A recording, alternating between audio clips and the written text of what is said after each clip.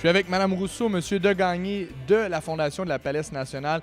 Tout d'abord, j'aimerais en connaître un peu plus sur l'historique de la Palisse nationale et de la Fondation de la Palisse nationale. Alors, l'historique de la Palisse nationale, ça a débuté dans les années 1894, en fait.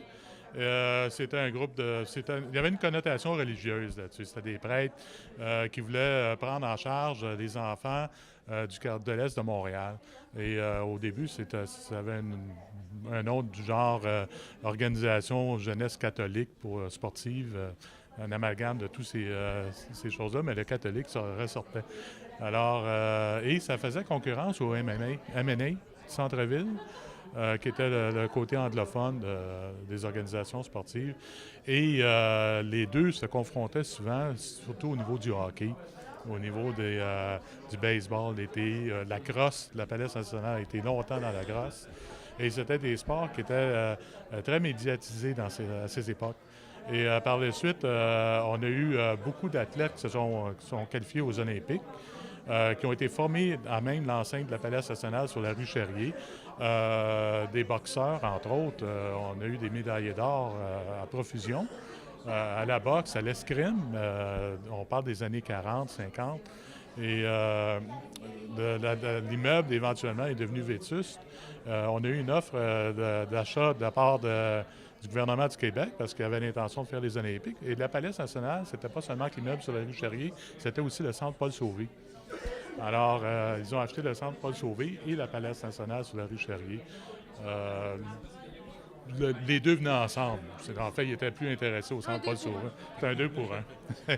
Et les fonds qu'on a reçus de ça dans les années, début des années 70, je n'ai pas tout à fait la date exacte, ont servi on les a tout simplement fait fructifier et on a remis des bourses aux athlètes.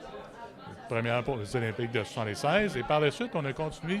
Et c'était surtout les athlètes olympiques parce qu'il n'y avait pas beaucoup de sport qui était en place à ces époques-là. Bon, avec les années, les sociétés, les compagnies ont commencé à s'y intéresser.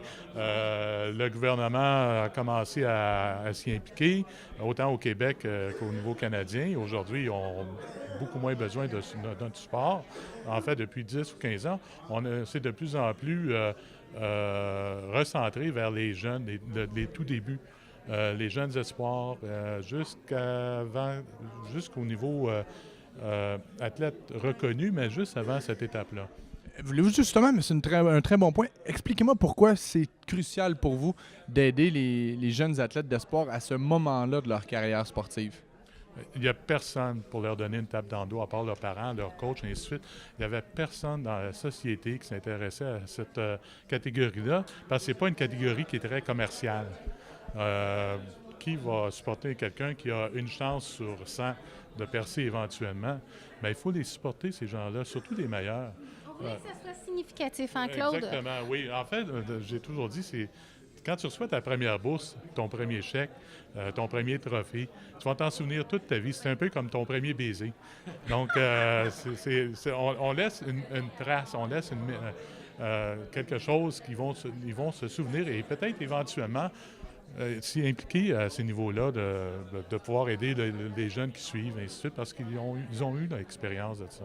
Très, très, très intéressant. Justement, au sein de la Fondation de l'athlète d'excellence, c'est votre deuxième séance de bout, votre deuxième année d'implication.